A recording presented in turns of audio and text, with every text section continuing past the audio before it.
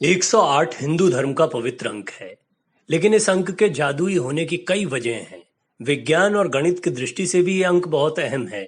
यही वजह है कि इस पर कई वैज्ञानिक शोध दुनिया भर में हुए हैं। कुछ महत्वपूर्ण बातें हम आपके सामने रखने जा रहे हैं, लेकिन हम आपसे गुजारिश करते हैं कि इसके विषय में आप और शोध करें। इससे जुड़ी तमाम जानकारियां आपको इंटरनेट पर उपलब्ध होंगी। हमारे मन में हमेशा सवाल आता है कि भगवान शिव के 108 गण होते हैं। हमारे उपनिषदों की संख्या भी 108 बताई जाती है। जाप के लिए हम जिस माला का इस्तेमाल करते हैं उसमें 108 मोती होते हैं। भगवान कृष्ण की जिन गोपियों के नामों का जाप वैष्णव करते हैं उनकी संख्या भी 108 है। ये तो तय है कि वैदिक और आध्यात्मिक दृष्टिकोण से इस अंक में कुछ खास है। यही वजह है कि 108 अंक के कनेक्शन कई जगहों पर ढूंढने की कोशिश की गई।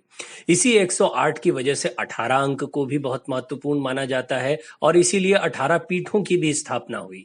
यदि विज्ञान की दृष्टि से देखा जाए तो 108 डिग्री वो उच्चतम तापमान है जिसके बाद मनुष्य के शरीर के प्रमुख अंग धीरे धीरे खत्म होने लगते हैं। सबसे अहम बात यह है कि सूर्य और पृथ्वी की दूरी सूर्य के डायमीटर की 108 गुना है।